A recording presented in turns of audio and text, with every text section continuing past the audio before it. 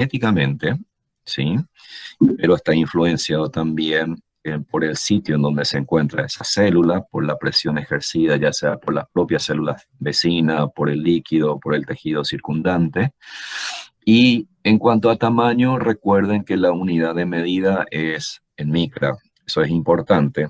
Y habíamos dicho, si bien la mayoría de las células van de 4 a 6 micra, en realidad hay células que tienen incluso hasta 16 micra, exceptuando el huevo, que habíamos mencionado, el huevo de las aves, de los reptiles, ¿sí? Que son las células consideradas más grandes del universo. Y lógicamente ahí a simple vista se puede ver la yema, que sería el núcleo, y el citoplasma, que es la clara, ¿no? Y por último habíamos mencionado algunas características generales que hay que siempre manejar estos términos: qué significa absorción, qué significa secreción, qué significa excreción. Recuerden que la secreción es cuando la célula capta determinada sustancia del medio que lo rodea, sintetiza nuevo compuesto, y esos compuestos son liberados a través de su membrana y serán reutilizadas, ya sea por la célula vecina o puede llegar a la sangre y de ahí circula por todo el organismo. Por ejemplo, las hormonas. Las hormonas son compuestos que fueron sintetizados por determinada célula y que llegan al torrente sanguíneo y son vehiculizadas y van a ser utilizadas en otro sitio del cuerpo. Y la excreción prácticamente es un mecanismo similar, solo que durante ese proceso de la síntesis del metabolismo, entonces se forman residuos metabólicos y esos residuos metabólicos, si se acumula dentro de la célula, pueden ser tóxicas. Por lo tanto, la célula la tiene que eliminar y lo hace a través de su membrana y otra vez llega a la sangre. En parte, algunos residuos van a ser metabolizados y reutilizados, pero la gran mayoría de los residuos metabólicos son eliminados del organismo, principalmente a través del pulmón, como el anhídrido carbónico. El otro órgano sumamente importante para eliminar los residuos es el riñón, mediante la orina. Y aunque ustedes no lo crean, el tubo digestivo juega un rol importante en la excreción de residuos a través de la materia fecal. Y cuando ustedes están sudando, señores, también están eliminando a través del sudor residuos. Fíjese, rápidamente uno ya comienza a identificar, ¿verdad?, cuáles son los órganos que facilitan el proceso de la eliminación de residuos: pulmón, riñón, tubo digestivo y glándulas sudoríparas. Incluso las glándulas lagrimales las podemos mencionar aquí, pero no tienen, digamos, mucha trascendencia. En cuanto a la respiración celular, habíamos dicho cuando la célula utiliza oxígeno, ¿sí?, sobre todo para oxidar compuestos como hidrato de carbono y lípidos para obtener energía. Y la motilidad viene a ser la capacidad que tiene la célula de exhibir ciertos grados de movimientos. Algunas células tienen una gran capacidad de movimiento, otras muy limitada. Indudablemente el espermatozoides y los glóbulos blancos sanguíneos tienen gran capacidad de movimiento, solo que el mecanismo es diferente. Por ser simple y rápido, el espermatozoide se mueve muy rápido porque tiene un flagelo muy móvil. En cambio, los glóbulos blancos emiten pseudópodos que implican cierto tipo de transformación que requiere de tiempo y es bastante lento, pero son células que igual tienen un desplazamiento importante. La irritabilidad, la conductividad y la contractibilidad, ¿sí?, estas características vitales prácticamente están interrelacionadas. La irritabilidad, dijimos que la célula tiene capacidad de responder a determinado estímulo, su capacidad es variable. Las neuronas y las terminales nerviosas son muy irritables.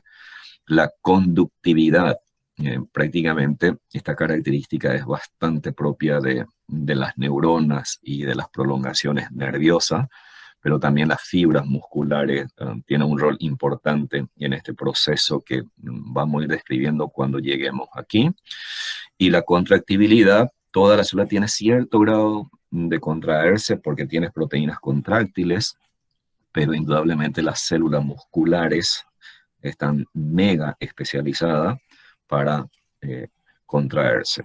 Y la reproducción, habíamos dicho que la célula, como toda unidad viviente, tiene la capacidad de reproducirse, solo que el mecanismo de reproducción aquí es a nivel, o sea, mediante la división celular, y habíamos destacado que no toda la célula tiene la capacidad de dividirse, algunas tienen una capacidad de división limitada, pero mantiene en su ADN esa capacidad y cuando se necesita vuelve a dividirse.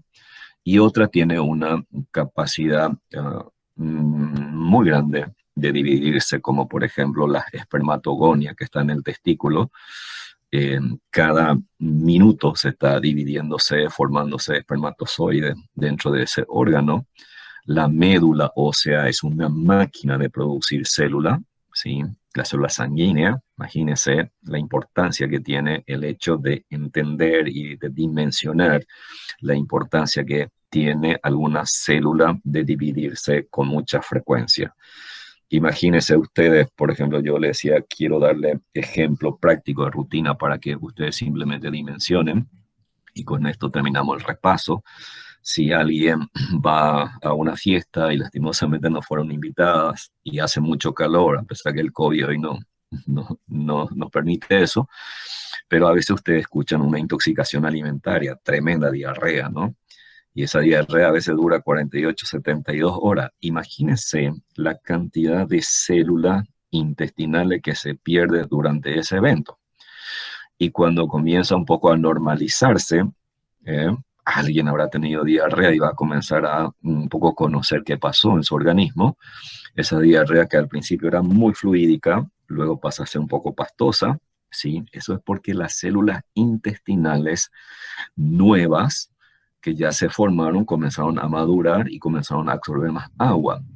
Luego pasa un poco el tiempo y a veces aparece algo líquido y cae algo sólido y vuelve líquido. Eso significa que las células ya están madurando de manera avanzada y luego ya es semipastosa y luego ya tiene una consistencia normal. Fíjese que todo ese evento se asocia con el grado de madurez de la célula. Perdónenme las damas que están aquí, simplemente yo trato de buscar ejemplos para que entiendan. A veces es muy difícil de entenderle a las mujeres. Las mujeres blancas o rubias quieren ser morochas y las morochas quieren ser rubias. Bueno, las damas blancas llega el verano y quieren ver su piel tostada. Entonces toman sol y a veces no utilizan protectores o si compran protectores de mala calidad, sorpresa, se quemaron. ¿Qué pasó ahí? Y luego comienzan como que se forma costra, se descascara la piel, pero por fortuna, la célula de la piel tiene una gran capacidad de división, ¿ok? Bueno, esos son ejemplos prácticos para que ustedes dimensionen la importancia de entender estos términos y dimensionar a nivel estructural. Muy bien, hoy quiero sorprenderle a ustedes. Aquellos que no le gustan química, a mí tampoco no me gustan, ya les aviso, pero es importante. Vaya que en el cursillo esto nos ha complicado la química, ¿verdad? Y a veces dependemos de este examen para poder asegurar nuestro ingreso, ¿no? Bien, señores, en cuanto a los componentes químicos, aquí es importante considerar lo siguiente. Miren, señores, en mi vida de infancia anduve mucho por la iglesia y casi fui sacerdote. Me quisieron llevar al seminario porque realmente me gustaba mucho la religión. Y siempre le escuchaba al sacerdote decir que eres ceniza y te convertirás en ceniza. Y nunca dimensionaba lo que decía el sacerdote. Entonces, cuando uno comienza a estudiar y comenzamos a indagar un poco la química, y hay investigadores que lógicamente demostraron que todos seres vivos somos simplemente una combinación de átomos. ¿Qué le parece? Y tiene una gran verdad. Por eso que la química domina nuestro organismo y cada estructura que nosotros analicemos es una organización, ya sea de elementos y de componentes químicos. Elementos, recuerden que son aquellos que no pueden volver a dividirse. Y componente, por lo general, o compuestos químicos, son aquellos que por X mecanismo se puede dividir en los elementos constitutivos. Eso es la química pura. Ahora bien, hay una cátedra que se llama bioquímica que se va a encargar de brindarles información o análisis a través de la química pura. Nosotros queremos darle un valor biológico a nivel celular. Y aquí es sumamente importante considerar lo siguiente. Cuando hablamos de componentes químicos esenciales a nivel celular, vamos a clasificar, no voy a decir nada nuevo, en componentes inorgánicos. Para aquellos compañeros que no puede diferenciar bien entre componentes químicos inorgánicos y orgánicos. Recuerden que los inorgánicos son aquellos que no tienen átomo de carbono. Y aquí tenemos al agua, tenemos a las sales y lógicamente tanto disperso en el agua y en las sales tenemos también iones, ¿sí? Y como componentes orgánicos de gran importancia a nivel celular y a nivel de diferentes tejidos, tenemos proteínas, hidrato de carbonos, lípidos y ácido nucleico. El desafío de hoy es analizar los componentes químicos. Vamos a hablar del agua. Todo el mundo sabemos la importancia que tiene el agua para los seres vivos. Es más, escucharán ustedes decir que el agua es prácticamente considerado como uno de los principios nutritivos más importantes para los seres vivos. Si ustedes ven hoy la prensa en el Chaco, hay una sequía terrible y van a ver cantidad de animales muertos. No mueren por enfermedad, mueren por escasez del agua. No hay agua disponible. Fíjese, híjole, qué importancia tiene el agua. El agua es una sustancia que ya sabemos que es inorgánica. Químicamente ustedes saben que es una combinación de 2 moles de hidrógeno con agua, que por lo general dentro del organismo se encuentra en forma tridimensional, y el agua está distribuido en el organismo fuera de la célula, y ese líquido llamamos líquido intersticial, y ese líquido intersticial que rodea a la célula, entonces baña a la célula, constituye un medio acuoso para la célula, ¿sí? Eso es tremendamente importante. El agua se encuentra dentro de la sangre, y ahí se denomina plasma sanguíneo. El agua se encuentra, por ejemplo, en el cerebro, se llama líquido cefalorraquídeo, ¿sí?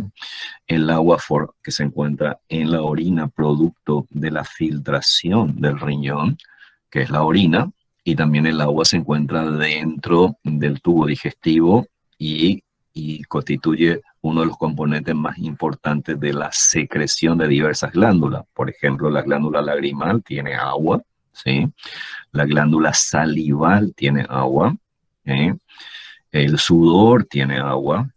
La glándula mamaria que produce leche tiene agua. Cuando están tomando leche, señores, están tomando una parte importante de agua que ha elaborado una célula epitelial que se llama célula epitelial de la glándula mamaria.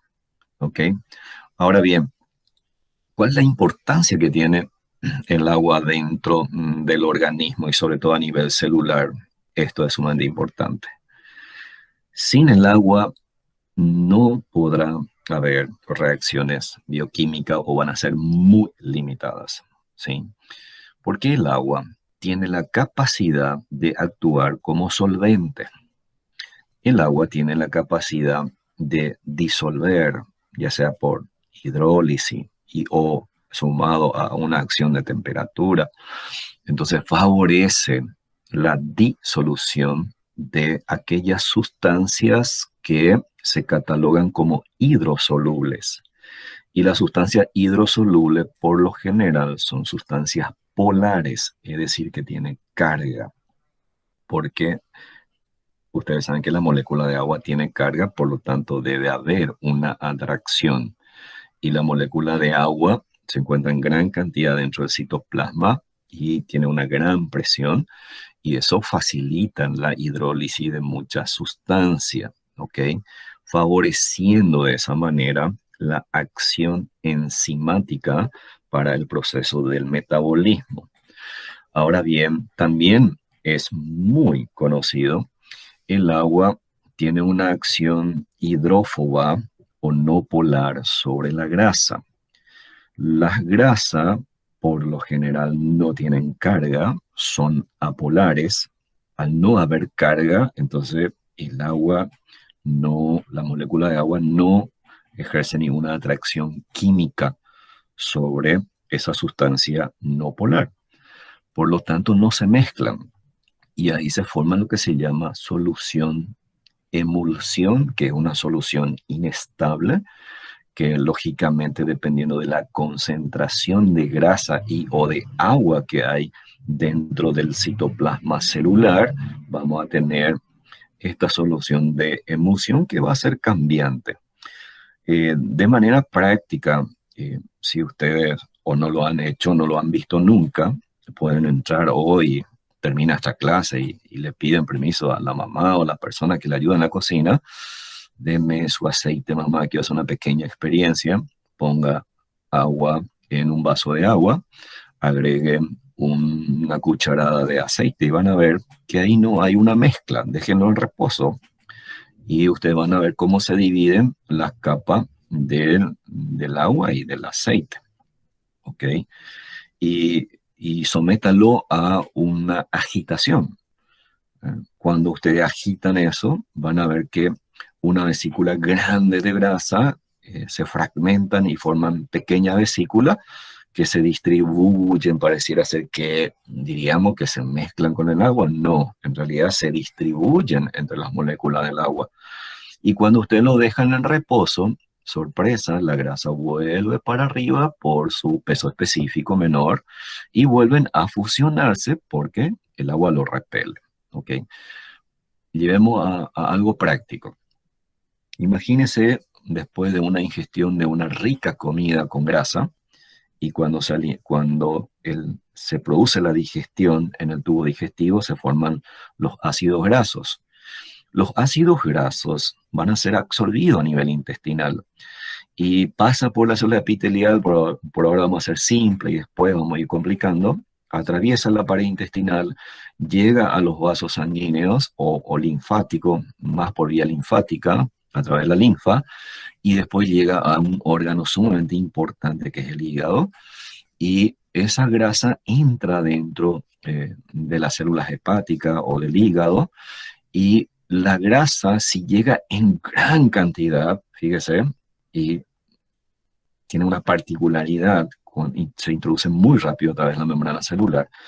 Entonces, en un momento dado, después de la ingestión del alimento, tengo gran cantidad de grasa en la sangre y tengo gran cantidad de grasa en el hígado, dentro de la célula. En ese momento, el pobre hígado tiene que tener la capacidad de recibir una cantidad excesiva de grasa y ustedes van a tener gran cantidad de vesícula de grasa, gotita de grasa en el citoplasma. Si alguien se hace una ecografía, ustedes son jóvenes, pero yo mismo me pongo como ejemplo. Yo tengo una alteración metabólica que sufro de los triglicéridos y cuando me hago una ecografía, mi ecografista me dice, tenés hígado graso. O sea, hasta en la imagen se ve un hígado así un poco más blando y el ecografista te dice, vamos a cuidar la grasa. Y sí, ese es un problema que yo tengo. Pero también para aquellos compañeros, una información importante, aquellas personas que consumen mucho alcohol, va a modificar el metabolismo de la grasa, el hígado lo va a sufrir, o aquellas personas que están ingiriendo fármacos liposolubles, también tienden a desarrollar hígado graso, ¿verdad? Pero eso es manejable, no se preocupen también por eso. Otra función importante que tiene el agua es la capacidad de acumular calor. Y tremendamente importante este pequeño detalle. Fíjese que en cada reacción metabólica dentro de la célula se genera calor. Imagínense aquellos chicos deportistas que hacen mucho ejercicio. ¿Okay? Su metabolismo es muy marcado, ¿sí? Se genera gran cantidad de calor y quien no dice de repente después de jugar fútbol se toca la cara y dice, pareciera ser que el cuerpo tiene un aumento de temperatura. ¿Y qué pasa dentro de la célula? El agua absorbe el calor a través de su molécula.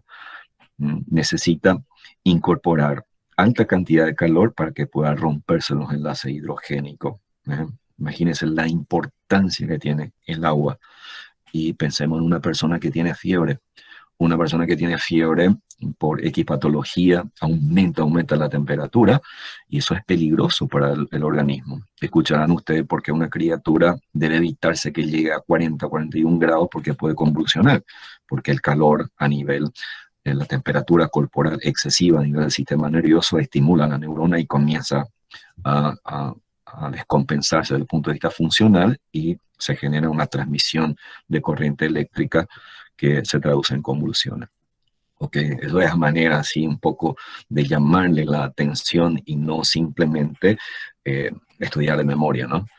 Ahora, otra función importante que tiene la molécula del agua, además de actuar, como dijimos, como solvente, de facilitar el metabolismo, la capacidad de formar enlace con otra sustancia. Ese detalle es muy importante. La molécula del agua puede formar como una especie de envoltorio sobre alguna sustancia, algunos compuestos dentro de la célula, incluso sobre los iones, sobre compuestos químicos orgánicos intracitoplasmáticos, y eso es fundamental. De repente las proteínas mismas son higroscópicas, los hidratos de carbono son higroscópicas. Entonces eso es importante y es un rol funcional de la molécula del agua.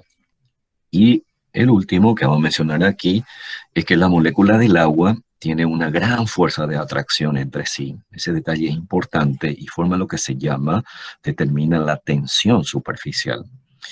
Bueno, la tensión es como, digamos, como una presión, como una fuerza que tiene las moléculas del agua en la parte superficial. Y quizás en el colegio los profesores le habrán dicho, si ustedes ponen agua en un recipiente transparente, observen la superficie superior y van a ver que la molécula del agua, ahí donde entra en contacto con la pared del vaso, tiende a estar un poquito más arriba y se deprime hacia el centro. Eso obedece, por un lado, a la capacidad que tiene la célula de adherirse a otra sustancia. En este caso se adhiere a la pared del recipiente y va a ser un poco superior, y en el centro va a tener esta figura más deprimida, ¿no? Y eso es por la gran fuerza de atracción que hay entre las moléculas del agua y forma lo que se llama, determina una tensión superficial. Demos dos ejemplos prácticos, ¿sí? La famosa gaseosa. Híjole, nos gusta la Coca-Cola, la Pepsi, pero nunca nos hemos tomado el tiempo de mirar ni siquiera el prospecto que tiene. Pero es rica, ¿no? Y pues, sobre todo en el verano, cuando es bien fría, mejor. Y sobre todo los varones, muy particular cuando tienen mucha sed, ¿verdad? Abre con fuerza, rápido, ¿sí? La gaseosa hace un ruido interesante. ¿Por qué hace ese ruido? Porque ahí hay gas. Entonces, no, pero ¿y por qué hace tanto ruido? Porque el gas ya prácticamente muchas moléculas atravesaron la tensión superficial y ya se ubica en la parte superior. Por eso que cuando uno gira la rosca, automáticamente escuchan los ruidos. ¿Qué es lo que se escapó ahí? El gas. ¿Ok? Y cuando se coloca en el recipiente, ¿verdad? Una sensación así, el hecho de ver que esa burbujita estalla en todo parece, pero ni siquiera dimensionamos qué es lo que está pasando ahí.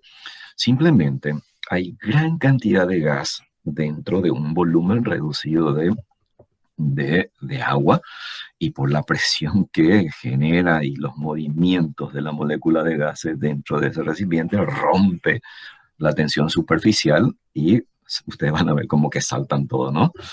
Bueno, vayamos a un ejemplo biológico y ahí le voy a mencionar a los rumiantes. Llámese cabra, los rumiantes son aquellos que rumian. Y tenemos a la cabra, a las ovejas y a las vacas. El rumen es un preestómago gigantesco, es grande, sobre todo en los bovinos. ¿Qué ocurre ahí? El animal que ingiere alimento se produce una fermentación microbiana y durante la fermentación microbiana se forman gases.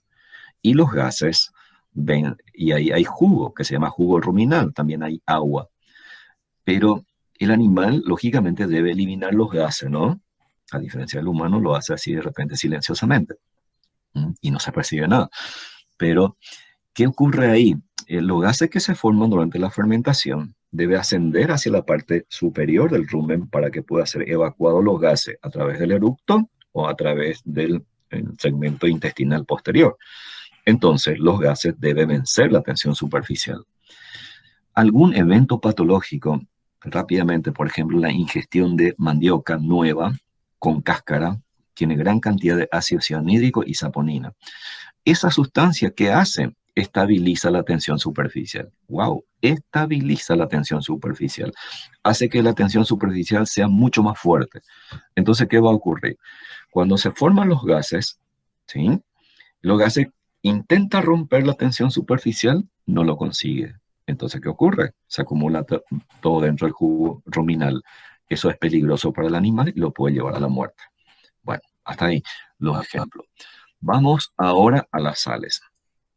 Digamos un poco más rápido, porque las sales es resultante de la combinación de elementos químicos. Y ustedes saben que las sales por química pueden ser sales ácidas, sales básicas, dependiendo si dona electrón o recibe. Y también podemos tener sales neutras, dependiendo del pH reinante. ¿Cuál es la importancia biológica de las sales? Y señores, dentro de la célula, fíjese, tenemos gran cantidad de elementos químicos, potasio, magnesio, aniones. Y fuera de la célula, fíjese, tenemos gran cantidad de otros elementos químicos, calcio, sodio, cloro. Se menciona aquí lo más importante, porque hay mucho más, pero indudablemente estos son los elementos químicos más indispensables para el organismo. Entonces, fíjese, si uno se pregunta por qué estos elementos químicos se encuentran en mayor cantidad dentro de la célula y por qué esto se encuentra en mayor cantidad fuera de la célula, por la membrana celular.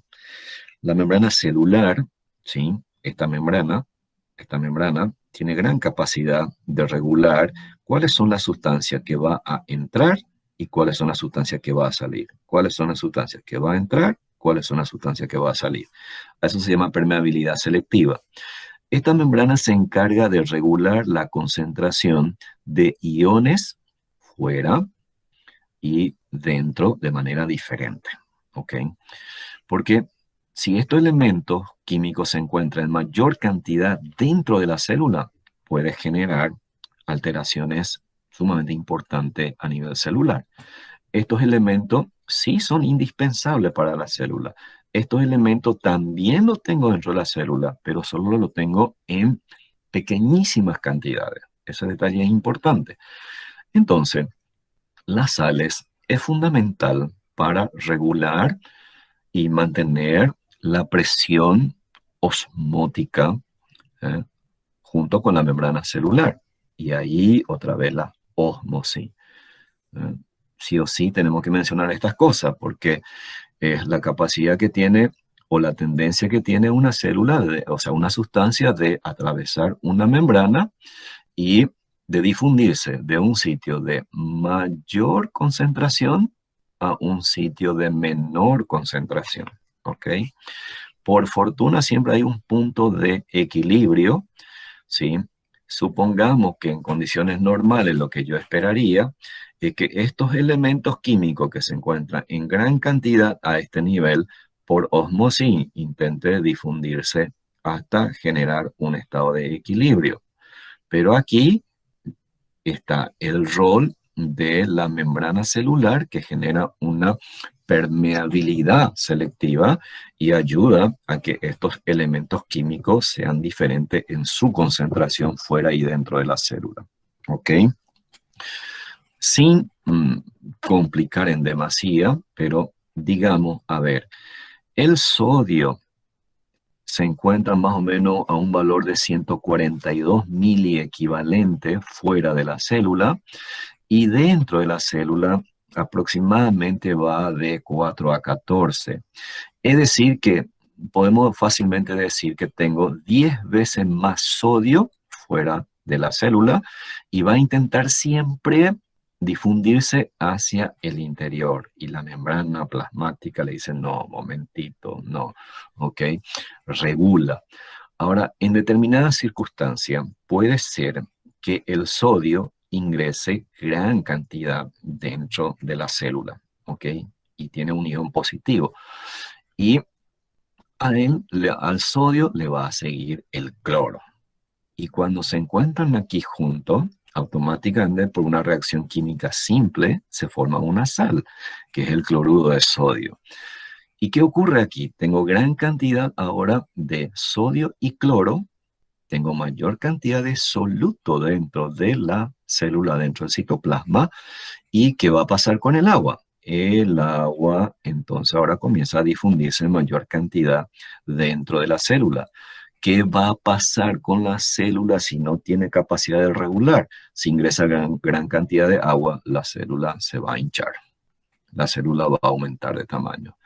Wow, fíjese la importancia que tiene de tener una idea de la importancia de la sal para regular la concentración hidroelectrolítica a nivel celular.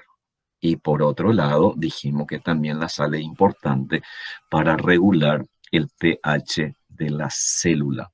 Ya deberíamos tener idea, el pH citoplasmático es un pH que en la gran mayoría, salvo algunas grandes excepciones, es un pH ligeramente alcalino. El promedio es de un 7.2 aproximadamente, ¿sí? Ligeramente alcalino. Entonces ahí la sal juega un rol sumamente importante.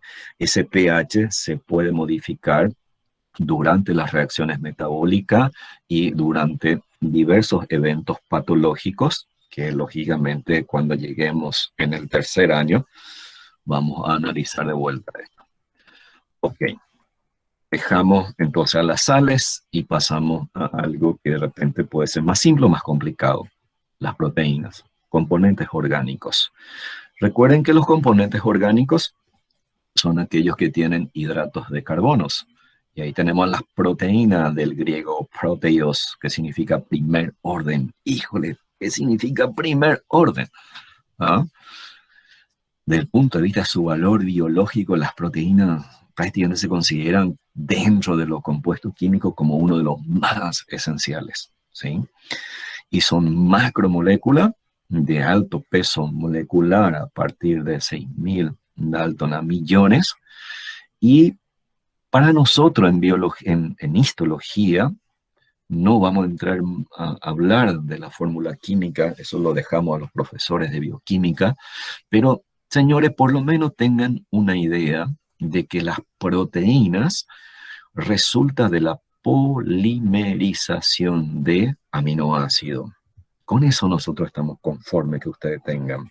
Los profesores de bioquímica le va a decir que contiene grupo amino, tiene un grupo carboxilo, ellos le va a complicar la vida. Para nosotros, que ustedes tengan una idea de que realmente las proteínas resultantes de la polimerización de aminoácidos, ¿verdad? Ya es sumamente trascendental eso y vamos a poder entender muchas cosas. Entonces ahora, bien, hablando de las proteínas, que son polímeros de aminoácidos, hay un detalle que antes de analizar esto me gustaría comentarles lo siguiente. A ver, habrán escuchado ya en el cursillo los aminoácidos esenciales, ¿sí? 20, 22 aminoácidos son esenciales y dentro de poco va a aparecer más seguramente. Ahora, ¿qué entendemos por aminoácidos esenciales? Son aquellos que sí o sí el organismo necesita y por lo general el organismo no lo puede sintetizar y lo tiene que incorporar a través de los alimentos, ¿sí? A través de los alimentos. Y una fuente rica en proteína es lógicamente la carne. Y, híjole, la gran mayoría de nosotros nos gusta mucho las carnes, somos carnívoros. O sea, en realidad somos omnívoros, pero a veces somos más carnívoros que omnívoros. Y esas proteínas presentes en la carne, digamos, yo necesito proteína. No, eso no es problema, me preparo un rico bife y ya está, solucionado el problema. Pero en realidad, ¿qué ocurre? Hay un proceso muy complejo. Esa proteína incorporada a través del alimento debe ser sometida a un proceso de digestión dentro de la célula, perdón, dentro del tubo digestivo, y se convierte a aminoácido. Sorpresa, se convierte a aminoácido. Y los aminoácidos se absorben a nivel intestinal, vía sanguínea, se distribuye por todo el organismo y vía sanguínea llega de vuelta a aquí. Por vía sanguínea va a llegar aquí en el medio interno, ¿sí? Aquí vamos a encontrar los aminoácidos. Entonces, esta célula tiene que captar estos aminoácidos y los aminoácidos que toman la célula, entonces lo sintetiza la proteína. Es decir, que la célula tiene la capacidad de polimerizar los aminoácidos y de esa manera se sintetiza la proteína. ¿Quién dirige esa síntesis de proteína? El ADN. ¿A través de quién? A través del ARN. ¿Cuáles son los organoides? Y eso lo vamos a analizar en la próxima clase, que son ribosoma y retículo endoplásmico rugoso, junto con el aparato de Golgi, etc. Es sumamente apasionante este capítulo. Ahora bien, vamos a volver a centrarnos. Hoy quiero que salgan sabiendo esto. Proteína, polímero de aminoácido. La célula tiene la capacidad de sintetizar su propia proteína y lo hace, ¿no? Entonces ahí tenemos, desde el punto de vista funcional, ahora, las proteínas cumplen varios roles estructurales. ¿Qué significa eso? Que forman parte de la estructura de la propia célula. La membrana tiene mucha proteína, la membrana plasmática, los organoides tienen mucha proteína, el citoesqueleto tiene mucha proteína, la membrana nuclear tiene mucha proteína, ¿sí? Y entonces son proteínas denominadas proteínas estructurales, ¿ok? Ahora bien, algunas proteínas cumplen una función sumamente importante, una función de cohesión y adhesión. Es decir, que también, lógicamente, ahí hay atracción química entre las moléculas proteicas y o con otra sustancia. Y aquí me recuerdo de los caballeros. Ahí justo había un chico que estaba cantando. Imagínense que ese chico que se concentre bajo la ducha y esté pasándose jabón y esté friccionando, por ejemplo, la piel. Y de repente, híjole, yo podía pensar, si yo fricciono en demasía, porque el caballero lo hace de esa manera, las damas tienen todo así, todo su secreto, los shampoos, qué sé yo, ¿verdad? Lo hacen con una sutileza única. Nosotros los caballeros somos totalmente los opuestos, mientras más rápido y más fuerte, mejor. De repente, como que la piel podríamos pensar que se puede desintegrar, pero increíblemente eso no ocurre. ¿Por qué? Porque ahí la célula tiene unas proteínas que son proteínas estructurales, que se llama puente de unión. Son proteínas sumamente estables, sumamente adhesivas, que evita que esa célula se desprenda. Qué interesante, por fortuna, ¿no? Ahora bien, cuando hablemos de tejido, y quiero mencionarle, el tejido conjuntivo tiene muchas células que están dispersas en un medio líquido. Pero esas células, si están dispersas, podríamos pensar que está flotando en ese medio líquido. No, no es así, porque ahí hay proteínas que están dispersas, sí, en ese medio líquido y que se llama proteína adhesiva. ¿Qué es lo que hace? Adhiere a la célula, lo ancla en ese sitio y le dice, echa un momentito, vos no te vas de aquí. Pero algunas células, así como algunos caballeros, son medio, no quiere siempre quedarse en un lugar y sale, ¿no? Por más que la mamá de repente se plague, entonces algunas células tienen la capacidad, incluso por más que está esta proteína adhesiva, pueda desplazarse en ese lugar. Ahora bien, también las enzimas cumplen funciones metabólicas, perdón, la proteína cumple funciones metabólicas sumamente importantes. Y aquí, fíjese, las famosas enzimas, que ya lo habrán visto también en el cursillo, las enzimas son las que catalizan las reacciones bioquímicas, ¿sí? Entonces, sorpresa, son proteínas. un grupo importante de enzimas son puramente proteínas y otra es una combinación con otro compuesto, ¿sí? Ahora bien, otra función importante de las proteínas es que actúan como molécula señal. Molécula señal. Hormonas. Ah, mira, che, las hormonas había sido, son proteínas, no todas, pero la gran mayoría son proteínas puras o son proteínas complejas. Pero ¿por qué molécula señal? Un ejemplo bien simple, y para que vayan conociendo su cuerpo. En la hipófisis, en el cerebro hay una glándula, en la cabeza hay una glándula que se llama hipotálamo y está conectada a otra glándula que se llama hipófisis. Y la hipófisis libera una gran cantidad de hormonas. Cuando llegamos a la etapa de la pubertad y generamos dolores de cabeza a los padres, ¿sí? En realidad no tenemos la culpa, pero los padres nos culpan. En realidad, la culpa la tienen las hormonas, porque comienzan a liberarse las hormonas y nos cambia de comportamiento, de pensamiento. Ahí la dama hasta se enamoran de algunas actrices que están bien lejos, del cantante, qué sé yo, y los caballeros al inverso, ¿no? Pero, ¿qué es lo que ocurre realmente ahí? Se liberan algunas hormonas que llegan por vía sanguínea, fíjese, de la cabeza, por vía sanguínea, llega y actúa sobre diversos órganos, ¿no? Por ejemplo, actúa sobre los ovarios. Esa hormona, cuando llega a nivel de los ovarios, no actúa sobre todo el ovario, sino actúa sobre algunas células que tienen receptores para esa hormona y lastimosamente ahí comienza, o para bien, comienza el desarrollo de los folículos y comienza una serie de cambios. Fíjense, la hormona liberada ahí llega al ovario y le dice, esa hormona le dice, che, llegó el momento, comenzar a trabajar, le dice a esa célula que está en reposo. Sumamente interesante. Un ejemplo simple, no podemos hablar mucho por el tiempo, a mí esto realmente me recontra apasiona. Mencionemos la insulina como ejemplo. La insulina es liberado por el páncreas. El páncreas está ahí cerca del duodeno. Y cuando después de una alimentación es normal que se libere gran cantidad de insulina y la glucosa que llega a la sangre, fíjese, ahí se encuentran insulina y glucosa. Y la insulina actúa como Judas. Sorpresa, no le conoce. Yo no te conozco, le dice la glucosa. Y cuando llega a nivel del hígado, sobre todo a nivel de los hepatocitos, la insulina va y ahí hay una proteína que reconoce a la insulina y le despierta esa proteína. Ahí llega gran cantidad de glucosa. Despertate, hay que captar, hay que trabajar. Entonces, ¿qué hace esa proteína?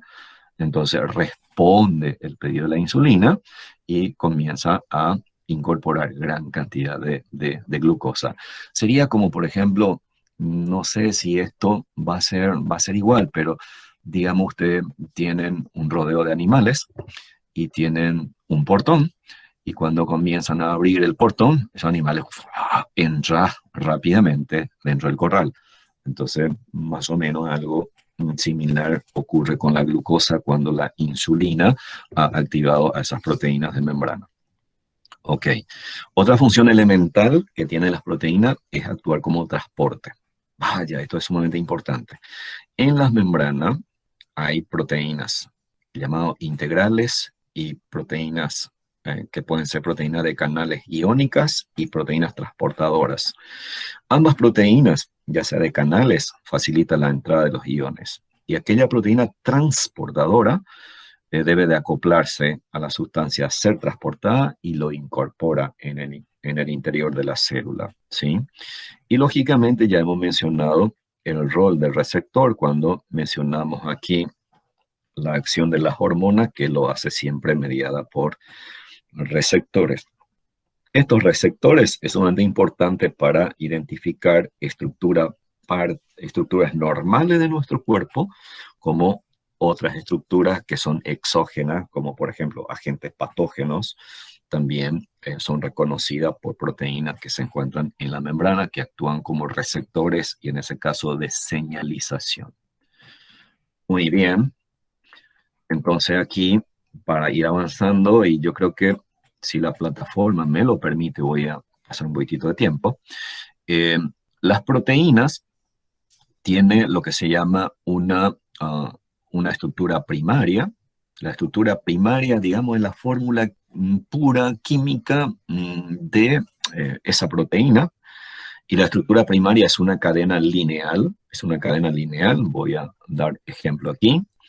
Esta proteína que veo aquí, primero, ¿por qué digo que es proteína? Porque acá hay un polímero de aminoácido. Hay un polímero de aminoácido. Como esta proteína se encuentra en forma lineal, esta proteína decimos que de estructura primaria y está determinado por la secuencia de los aminoácidos. Ahora bien, ¿cómo se dispone esta proteína dentro de la célula, dentro de los tejidos? Esta proteína, esta cadena lineal, puede experimentar dobleces. Y esta nueva forma de disposición de las proteínas, hablamos proteína de conformación o de configuración secundaria o de estructura secundaria. Es decir, la forma en que se dispone esta proteína, esa proteína va a tener una forma definida. Eso se llama configuración o conformación de la proteína y está dado, lógicamente, por enlaces adicionales, ya sea enlace hidrogénica, de fósforo, de azufre, dependiendo del tipo de proteína, y experimentan dobleces. Si esta proteína primaria lineal experimentan doblece y determina una conformación secundaria, lo vamos a denominar, o sea, como ejemplo, fibroproteína. La fibroproteína tiene una configuración secundaria. Ahora, ¿qué importancia tiene esto? Determina el valor y la propiedad biológica de esta proteína. Por ejemplo, ¿dónde lo tenemos? En los pelos, en las uñas, como parte de la queratina, incluso las fibras colágena en la dermis puede tener esta organización. Dependiendo del tipo de proteína y del tipo y número de los enlaces, esta fibroproteína ya comienza a tener una mayor resistencia. Sobre todo la dama suele ser así un ejemplo muy práctico. Aquello que tiene pelo muy ondulado, ¿ah? Aquella dama que tiene pelos muy ondulados, tiene fibroproteína con muchos enlaces hidrogénicos adicionales y experimentan esas ondulaciones. Mira qué interesante. Ese pelo ondulado, si ustedes lo toman por sus extremos y lo extienden, tiene cierto grado de resistencia que se puede romper. Es decir, tiene una capacidad de resistencia, pero limitada, ¿no? Vuelvo al ejemplo, aquella dama de pelo ondulado, si viene una fiesta, por más linda que sea, dice, no, yo quiero cambiar. Y se va a la peluquería y se hace lo famoso alisado, ¿verdad? Y colabora con la economía de la peluquera. Y la peluquera te pasa una famosa planchita o te hace lo que se llama un show de queratina, que es todo un show en realidad. Y simplemente por el efecto del calor, ¿sí? Lo que hace es estos enlaces, modifica estos enlaces, sorpresa, de una fibroproteína pasamos a una proteína casi lineal. ¿Qué le parece? Interesante. Y dura poco tiempo, porque lógicamente aquí siempre, como está genéticamente codificado, siempre comienza a haber de vuelta atracciones y, después vuelve otra, ya le parezco ¿cómo se llama? María Teresa, perdón. Entonces vuelve las ondulaciones.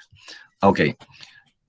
Hay, sin embargo, otra proteína que tiene otra conformación en donde hay muchos enlaces adicionales hidrogénicas y eso hace que esa larga cadena polipeptídica tenga una conformación más globular.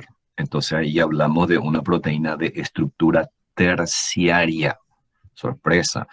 Esta proteína de estructura terciaria, entonces simplemente hay gran fuerza de atracción, muchos enlaces adicionales y se forma una masa globular compacta que es mucho más estable que esta proteína, que la fibroproteína, mucho más estable. Y la mayoría de las enzimas son proteínas globulares. Y hay otras proteínas en menor cantidad, pero en donde tengo varias cadenas polipeptídicas. Aquí tengo una cadena, tengo otra cadena, esta otra cadena, aquí tengo otra cadena. Básicamente en este ejemplo tengo 4 cadenas polipeptídicas intensamente enrolladas, formando como una masa globular. Sigue siendo globular, pero lógicamente de mayor peso molecular y por ende mucho más estable. Y se menciona mucho aquí a la famosa hemoglobina como ejemplo de una proteína de conformación cuaternaria. Muy bien, pasamos a analizar los lípidos. Los lípidos son sustancias heterogéneas, poco soluble en agua, poco soluble en agua. Ese detalle es sumamente importante, pero también de gran valor biológico para el organismo, para la célula, y son muy solubles en solventes orgánicos. Son muy solubles en solventes orgánicos. No voy a fomentar la cultura alcohólica, pero escucharán de repente en una fiesta después de una comida pesada, ¿no? Generalmente aconsejan una copita de vino, pero solo una copa para facilitar la digestión. ¿Por qué razón? Porque ahí hay OH y eso lo que hace en cierta manera facilita la digestión de la grasa. Ahora bien, existen varios lípidos que vamos a mencionar, pero nosotros no vamos a entrar en el mundo de la clasificación bioquímica. Vamos a mencionar algunas cosas biológicas aquí y analicemos rápidamente qué importancia tienen los lípidos. De vuelta aquí, fíjese, los lípidos forman parte de la estructura de la célula. Se encuentran en las membranas celulares, en la membrana de los organoides, ¿sí? En la membrana nuclear. Son, por lo tanto, lípidos estructurales. Pero aquí hay un detalle interesantísimo que no hemos mencionado en la proteína, ¿sí? Reserva energética. El segundo eslabón de fuente de energía que tiene la célula son los lípidos. El primer eslabón o la primera fuente de energía para la célula son los hidratos de carbono, ¿sí? Si no hay hidrato de carbono o la cantidad es mínima, entonces la célula va a recurrir a los lípidos para obtener energía. Muy bien. No vamos a entrar en la clasificación, como yo le dije a usted, lo vamos a dejar a la cátedra de bioquímica. A nosotros nos interesa mencionar lo siguiente. ¿Cuáles son las grasas de importancia biológica? Los famosos triacilglicéridos, los fosfolípidos, los esteroides y los glucolípidos. Quiero explicarle utilizando esta figura. Aquí. ¿A qué le llamo triglicérido o triacilglicérido? Aquí, fíjese, tengo una cadena de ácido graso, otra cadena de ácido graso, otra cadena de ácido graso. 1, 2, 3. ¿Sí? Tengo 3 cadenas de ácido graso unido a gliceroles. Entonces, esto es un triglicérido.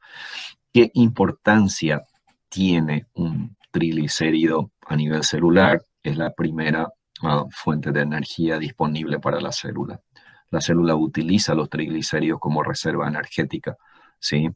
Pero lógicamente dentro de la célula, si hay una cantidad excesiva, la célula lo puede almacenar como pequeña gotita, pero la célula lo va a utilizar no solamente para sintetizar ATP, sino para sintetizar otros compuestos.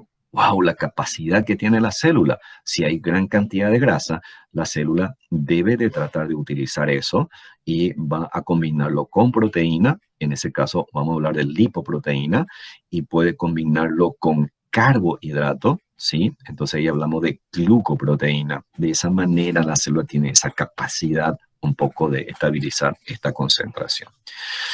Y la otra grasa de tremenda importancia, y sobre todo para la membrana celular, son los fosfolípidos. Los fosfolípidos se caracterizan porque tienen 2 cadenas de ácido graso. Los triglicéridos tienen 3. Los fosfolípidos tienen 2. Los triglicéridos tienen gliceroles. No, los fosfolípidos tienen un grupo que se llama fosfato, de ahí fosfolípido. El grupo fosfato, señores, es polar. El grupo fosfato es polar y si es polar va a tener atracción por la molécula del agua. Por lo tanto, el grupo polar, el grupo fosfato polar es hidrófilo, ¿ok? Y lo denomina cabeza porque, lógicamente, por la figura que tiene. La cadena de ácido graso es apolar. Recuerden, la grasa es apolar. Por lo tanto, no hay atracción.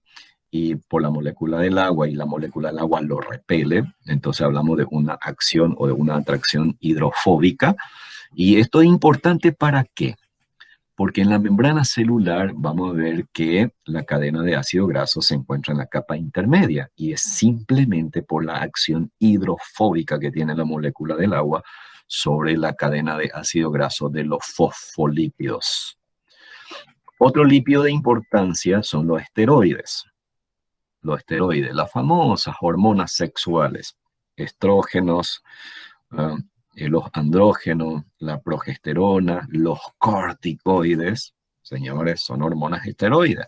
Sorpresa, estas hormonas esteroides se sintetizan a partir de una grasa llamada colesterol, que de por sí tiene un ciclo fenantreno cerrado, pesado, por eso es difícil de digerirlo fácilmente. En medicina humana esto genera mucho problema. Ahora, para nosotros hoy a nivel celular es interesantísimo que el colesterol se encuentra en la membrana celular. Después vamos a hablar del colesterol, pero recuerden por ahora que se encuentra en la membrana celular y a partir del colesterol ya hemos mencionado que se derivan hormonas, se sintetizan hormonas sexuales. Y también podemos tener lípidos complejos, como por ejemplo acabo de mencionar, cuando hay una combinación de hidrato de carbono con lípidos, ahí hablamos de glucolípido, estos serían fosfolípidos de la membrana celular, y los carbohidratos adheridos al grupo fosfato del fosfolípido forman lo que se llama glucolípidos, ¿sí? Presente en la membrana celular. Muy bien. ¿Qué son los hidratos de carbono? Los hidratos de carbono son sustancias terciarias caracterizadas por su gran solubilidad en agua, cristalizan y atraviesan la membrana celular, dializan, eso es importante. Por ejemplo, en la persona diabética, una alta concentración de glucosa que hay en la sangre cuando pasa por los riñones, hay una estructura que se llama glomérulo renal.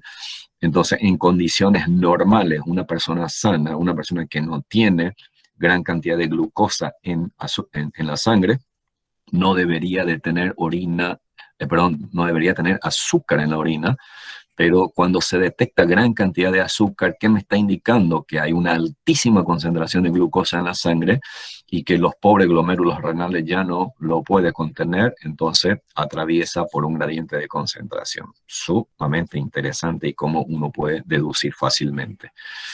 Estos hidratos de carbono son muy solubles en agua y también, al igual que los lípidos, se clasifican en carbohidratos estructurales y carbohidratos que sirven como fuente de energía. Tenemos los azúcares llamados azúcares simples y azúcares compuestos, que creo que la mayoría lo maneja ya. Entre los azúcares vamos a mencionar aquí los simples, los monosacáridos.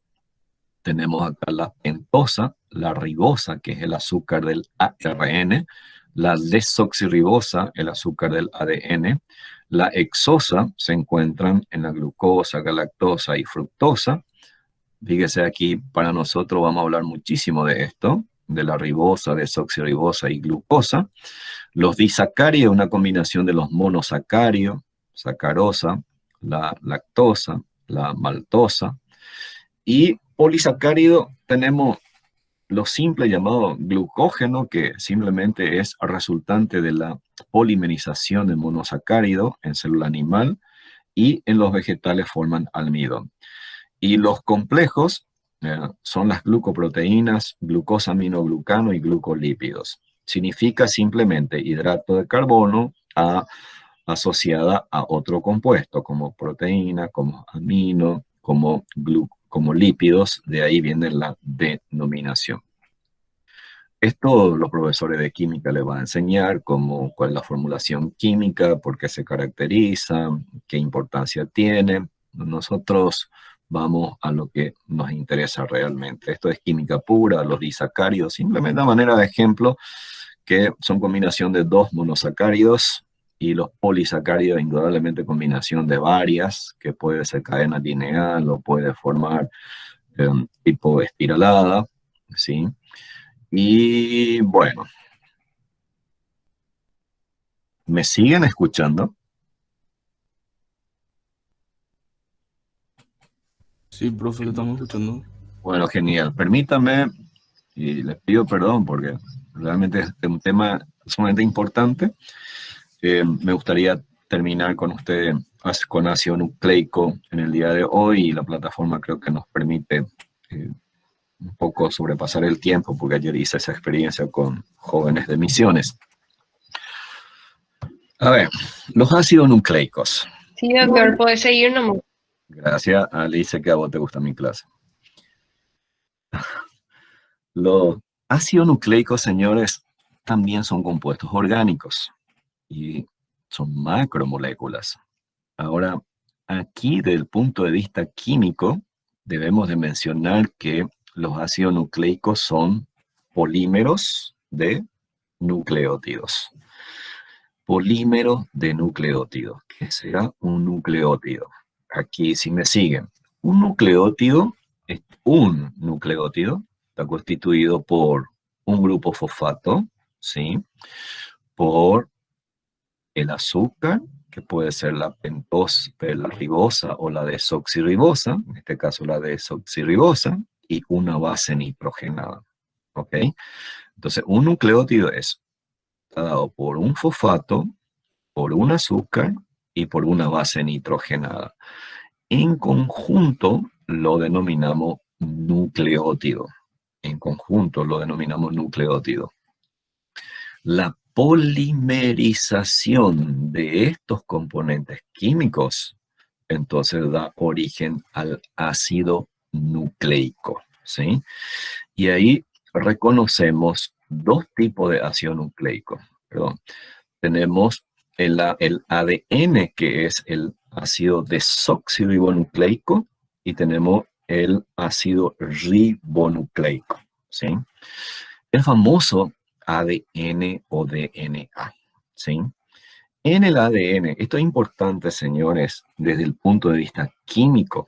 El ADN tiene un azúcar, que es la desoxirribosa. La base nitrogenada se clasifican en dos grupos, purina y pirimidina, y la purina reconocemos a la adenina y la guanina, y la pirimidina tenemos la timina y citosina, y lógicamente el ácido fosfórico. En el ARN o ácido ribonucleico, entonces el azúcar, la desoxirribosa, es sustituida por la ribosa.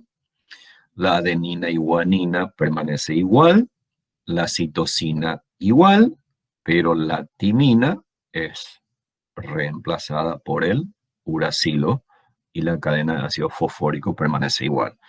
Quiere decir que la diferencia fundamental desde el punto de vista químico está en el azúcar y en la base nitrogenada, en donde el uracilo reemplaza a la timina.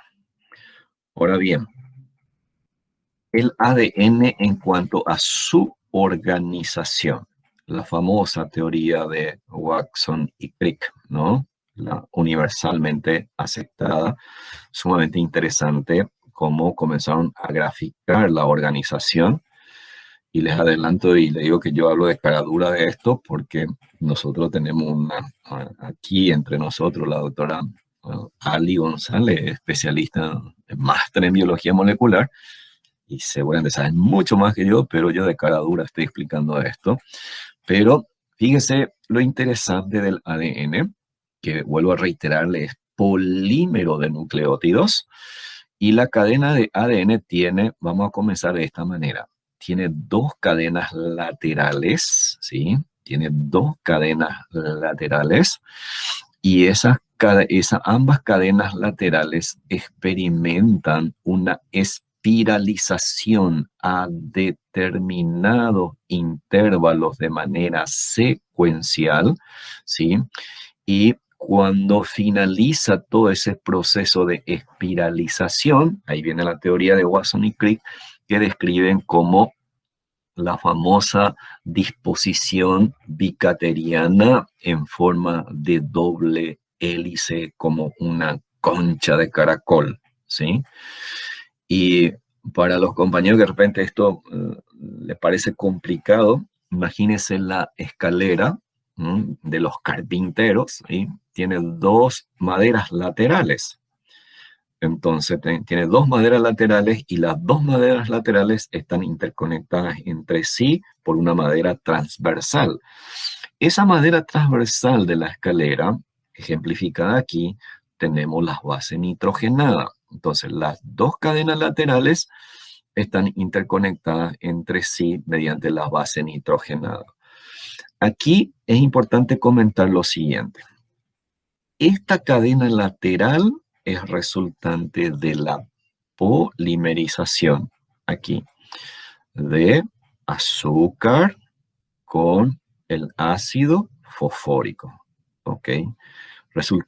La cadena lateral es resultante de la combinación por polímero de azúcar, que es la desoxirribosa, y ácido fosfórico de manera intercalada, ¿ok?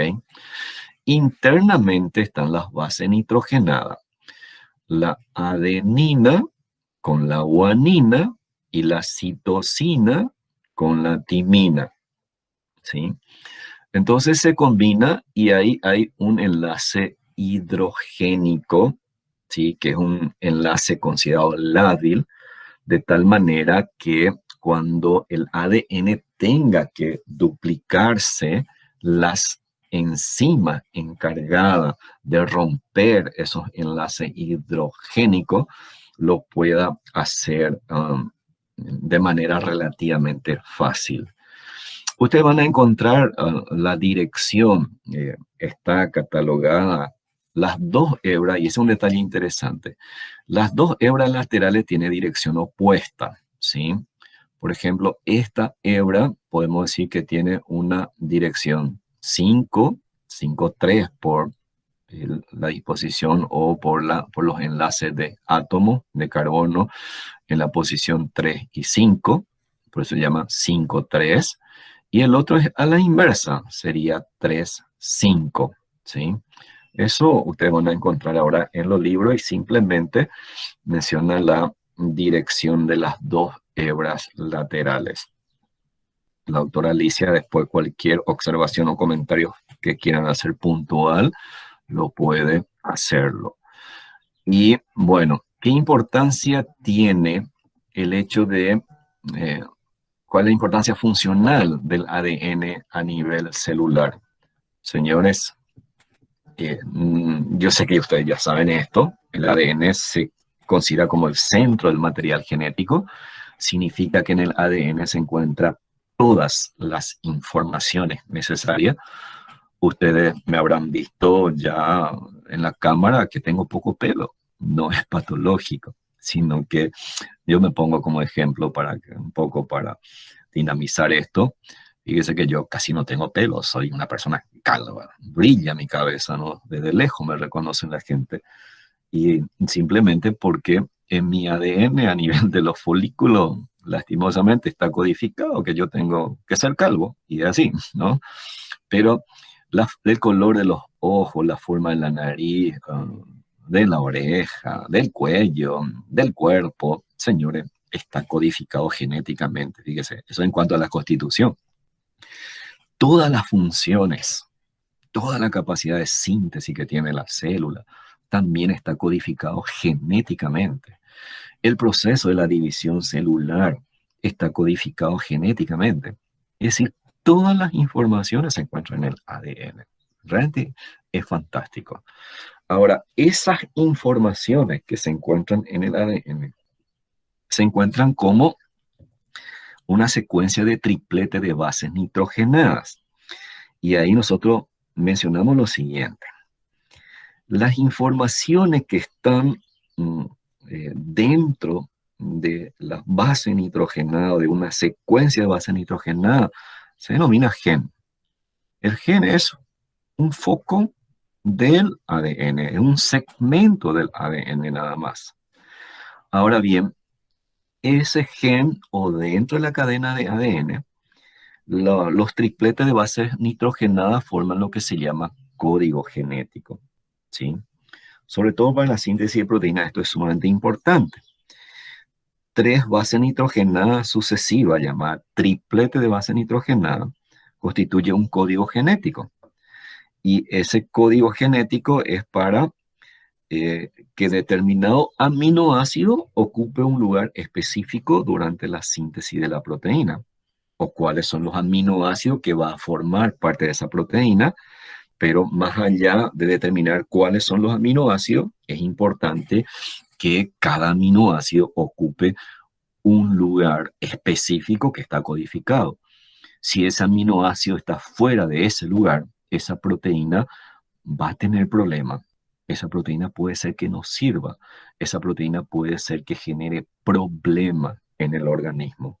Así, por ejemplo, la famosa insulina. Un defecto, señores, en la síntesis de la insulina. Por más que haya insulina, esa proteína no funciona.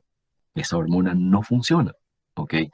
Se describe también la famosa anemia falciforme en el humano, en los recién nacidos, que ahí hay simplemente un error en la posición del aminoácido en la hemoglobina y lastimosamente no cumple su función, cuál es la de transportar oxígeno, ¿ok? Y se rompe con facilidad.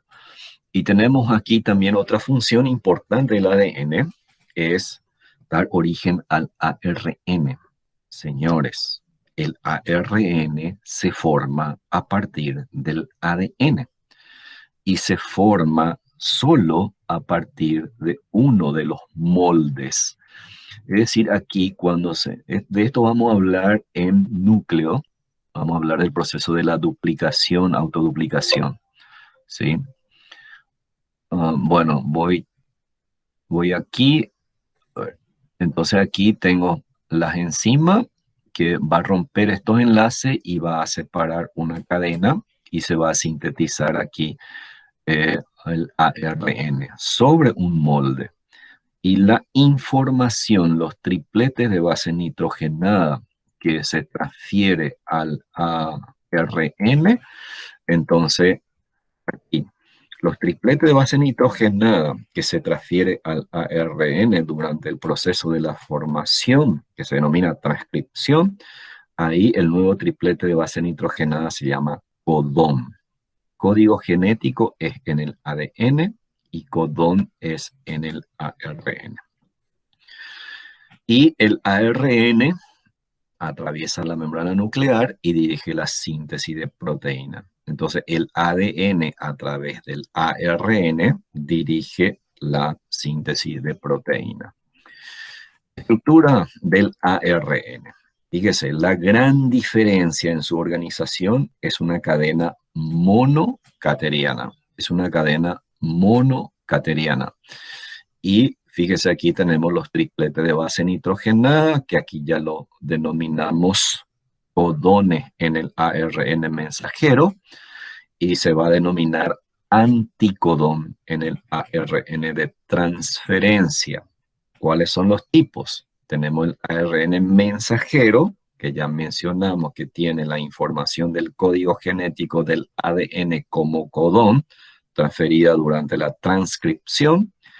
Tenemos al ARN ribosomal, que una vez sintetizada, formada a partir del ADN, atraviesa la membrana nuclear y se ubica en los ribosomas formando un ácido nucleico estructural.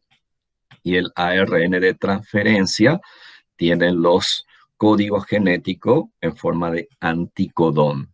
Lo interesante es lo siguiente. El ARN mensajero tiene toda la información del código genético como codones, atraviesa la membrana nuclear ¿sí? Y este ARN mensajero va a buscar al ARN ribosomal que se encuentra en los ribosomas y en el retículo endoplásmico rugoso. Este ARN ribosomal, si bien forma como componente estructural del ribosoma, también tiene triplete de base nitrogenada, sobre todo los primeros tripletes de base nitrogenada aquí se llama secuencia de iniciación, y en el ARN ribosomal estos mismos tripletes es para señalización, para reconocerle a ese ARN mensajero si se va a acoplar al ribosoma libre o se va a acoplar al retículo endoplásmico rugoso. Cuando se produce el acoplamiento del ARN mensajero al ARN ribosomal, el invitado de lujo ahí es el ARN de transferencia que se activa y se acopla en el sistema. Y este ARN de transferencia es muy complejo, señores. Fíjense, tiene una forma de una hoja de trébol, tiene la información en forma de codón. ¿Cuál es su función? Descifrar la información. ¿Cuál es la función del ARN ribosomal? Reconocer y permitir el acoplamiento de este ARN mensajero. ¿Cuál es la función del ARN de transferencia? Descifrar la información. Una vez que descifre, sabe qué tipo de aminoácido va a captar en el citoplasma, ¿ok? Y dónde lo va a transportar, lo tiene que transportar, va transportando, dónde lo tiene que ensamblar. Entonces el ARN de transferencia cumple una función mucho más compleja que el resto. ¿Por qué? Porque primero descifra, capta los aminoácidos, transporta los aminoácidos y ensambla en el sitio apropiado. Esa es la función del ARN de transferencia.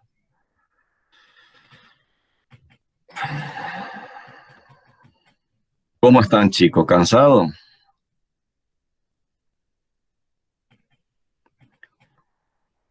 Bueno, señores, yo con esto